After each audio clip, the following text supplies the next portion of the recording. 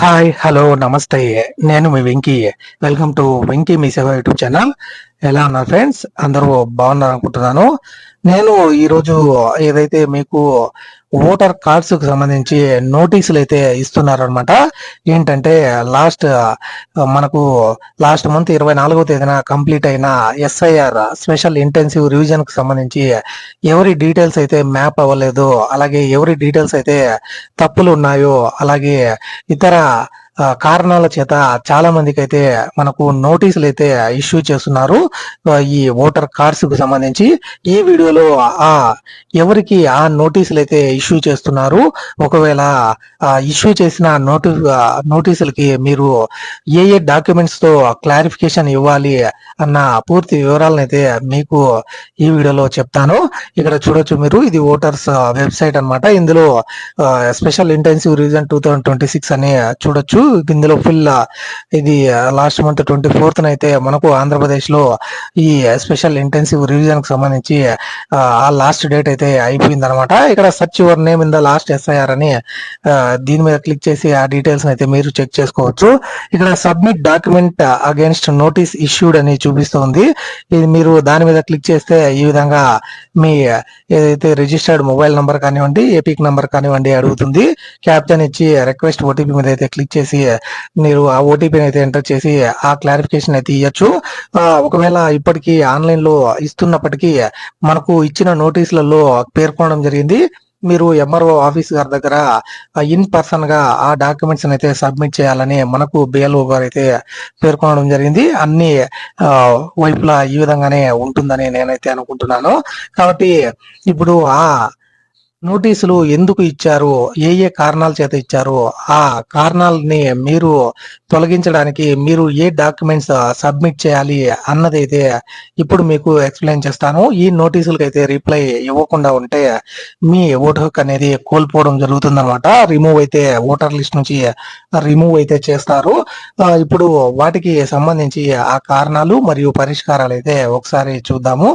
ఇక్కడ చూడొచ్చు, ఇది మనకు ఆ ఏదైతే బిడ్డల మధ్య గ్యాప్ 9 నెలల కంటే తక్కువగా ఉంటే మీరు మ్యాప్ చేసిన, ఇప్పుడు మీ పిల్లలు అయితే మీ పేర్ల ద్వారా మ్యాప్ అయితే చేసుకుంటారు కాబట్టి వాళ్ళ మధ్య ఏజ్ గ్యాప్ 9 months కంటే తక్కువగా ఉంటే అప్పుడు మీరు వాళ్ళ బర్త్ సర్టిఫికేట్స్, అలాగే కుటుంబ సభ్యుల యొక్క పూర్తి వివరాలు, అలాగే తల్లిదండ్రుల ఐడి ప్రూఫ్, అలాగే ఆధార్ కార్డు ఉంటే దాన్ని అయితే సబ్మిట్ చేయాలి.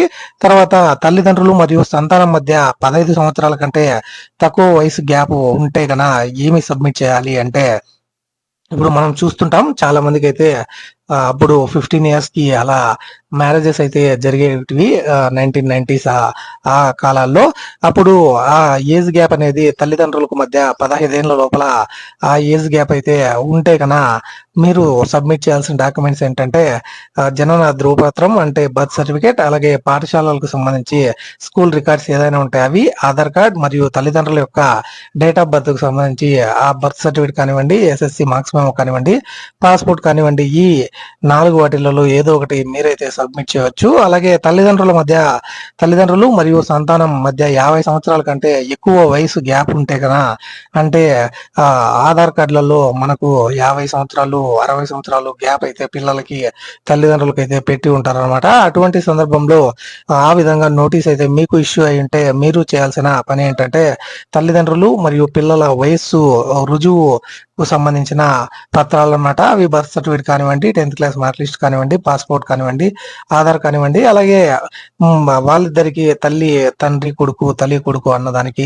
సంబంధించిన ఏదైనా రుజువు పత్రం అయితే సబ్మిట్ చేయాల్సి ఉంటుంది. మరియు ఓటర్ మరియు తాత లేదా అమ్మమ్మ మధ్య 40 సంవత్సరాల కంటే తక్కువ వయసు గ్యాప్, అంటే ఎవరైతే ఈ మ్యాపింగ్ చేసేటప్పుడు వాళ్ళ అమ్మమ్మ ద్వారా కానివ్వండి, వాళ్ళ తాత ద్వారా కానివ్వండి, వాళ్ళ నాన్నమ్మ వాళ్ళ ద్వారా మ్యాపింగ్ అయితే చేసుకొని ఉంటే వాళ్ళ మధ్య డిఫరెన్స్ వయసు 40 సంవత్సరాల కంటే తక్కువ ఉంటే కన అప్పుడు వాళ్ళు దానికి సంబంధించిన పత్రాలను అయితే చూపించవలసి ఉంటుంది. అవి ఏంటంటే వంశ సంబంధాన్ని చూపించే జనన ధృవపత్రాలు, అలాగే కుటుంబ సభ్యులకు సంబంధించిన డీటెయిల్స్, అలాగే ఆధార్ కార్డ్ మరియు ఇతర కుటుంబ సభ్యుల యొక్క ఆధార్ కార్డ్స్ లాంటి అన్ని పత్రాలను అయితే సబ్మిట్ చేస్తే సరిపోతుంది. అలాగే ప్రస్తుత ఎన్నికల జాబితా మరియు చివరి ఎస్ఐఆర్ లో తల్లిదండ్రుల పేర్లు వేరు అంటే ఏదైతే మీరు మ్యాపింగ్ చేసుకున్నప్పుడు మీ ఓల్డ్ ఎస్ఐఆర్ డేటా ఏదైతే 2002 ఎస్ఐఆర్ డేటా ఉందో ఆ డేటాలో మీ తండ్రి పేరు తల్లుల పేరు వేరేలాగా ఉండి ఇప్పుడు ఉన్న ఓటర్ కార్డులో తల్లిదండ్రుల పేర్లు వేరేలాగా ఉంటే అప్పుడు మీరు చేయాల్సిన డాక్యుమెంట్స్ సబ్మిట్ చేయాల్సిన డాక్యుమెంట్స్ ఏంటంటే ఆధార్ కార్డ్, బర్త్ సర్టిఫికేట్ మరియు పాఠశాల ధృవీకరణ పత్రం మరియు పాస్పోర్ట్, పాన్ కార్డ్ లేదా తల్లిదండ్రుల సరైన పేరు చూపించే పత్రం ఏదైనా ఉంటే వాటిల్లో ఈ 2-3 వాటిని అయితే మీరు సబ్మిట్ చేస్తే సరిపోతుంది. మరియు బంధుత్వ రకం వేరు అంటే తండ్రి లేదా తల్లి అంటే ఏదైతే తల్లిదండ్రుల యొక్క పేర్లు మిస్టేక్ ఉంటే కన అప్పుడు వేరుగా అంటే తండ్రి ఉండే చోట తల్లి ఉండే చోట తండ్రి ఉన్న వాళ్ళు చేయాల్సిన డాక్యుమెంట్స్ చూపించవలసిన డాక్యుమెంట్స్ ఏంటంటే ఆధార్ కార్డ్, జనన ధృవీకరణ పత్రం మరియు కుటుంబ రిజిస్టర్, అలాగే సరైన బంధుత్వాన్ని నిరూపించే చట్టబద్ధమైన పత్రం అయితే మీరు సమర్పించవలసి ఉంటుంది. ఒకవేళ ప్రస్తుత జాబితాలో తండ్రి మరియు చివరి ఎస్ఐఆర్ లో భర్త పేరు మిస్టేక్స్ అయితే ఉంటే కన మీరు వాటికి సంబంధించి వివాహ ధృవీకరణ పత్రం, ఆధార్, అలాగే కుటుంబ రిజిస్టర్ మరియు సరైన సంబంధాన్ని చూపించే ఇతర పత్రాలు ఏవైతే ఉంటే అవి అయితే చూపించవలసి ఉంటుంది. మ్యారేజ్ సర్టిఫికేట్ లాంటి డాక్యుమెంట్స్ అన్నమాట.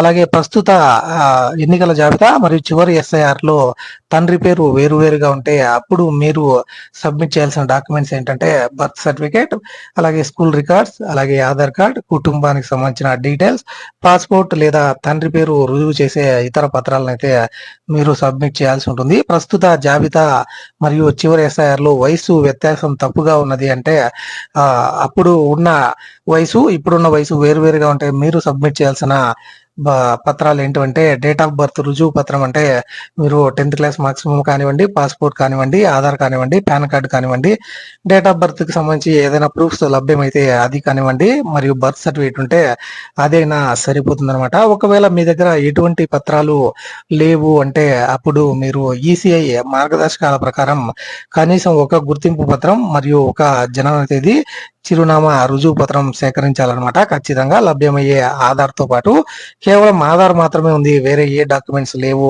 అన్న వాళ్ళకి జనన ధృవీకరణ పత్రం మరియు 10th క్లాస్ మార్క్స్ మెమో, అలాగే passport, PAN card, driving licence, ration card, కుటుంబానికి సంబంధించిన రిజిస్టర్ లేదా ఇతర అదనపు సహాయ పత్రాల్లో ఒకటి లేదా అంతకంటే ఎక్కువ మీరు సమర్పిస్తే మీ ఓటు హక్కు అనేది అలాగే ఉంటుందన్నమాట. లేని పక్షంలో మీ ఓటునైతే వాళ్ళు క్యాన్సిల్ చేసే అవకాశం ఉంది.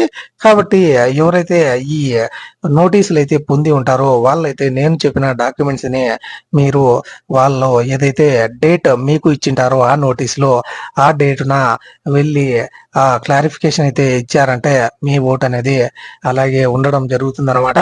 కాబట్టి ఇది ఈ ఓటర్ కార్డుకు సంబంధించి ఏవైతే ప్రెసెంట్ నోటీసెస్ అయితే ఇష్యూ చేస్తున్నారో ఆ నోటీసెస్ కు సంబంధించి మీరు ఏ డాక్యుమెంట్స్ తో క్లారిఫికేషన్ ఇవ్వాలన్న పూర్తి వివరాలు అనమాట.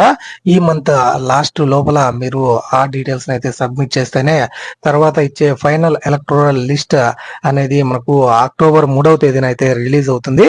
ఆ రోజు మీరు ఆ ఓటర్ కార్డ్ లిస్టులో అయితే మీ పేరునైతే ఉంచుతారు, లేని పక్షంలో రిమూవ్ చేయడం జరుగుతుంది. ఇది దానికి సంబంధించి పూర్తి ఇన్ఫర్మేషన్ అనమాట. మీకు ఈ వీడియో నచ్చిందని అనుకుంటున్నాను. ఈ వీడియో మీకు నచ్చి ఉంటే ఒక లైక్ చేయండి.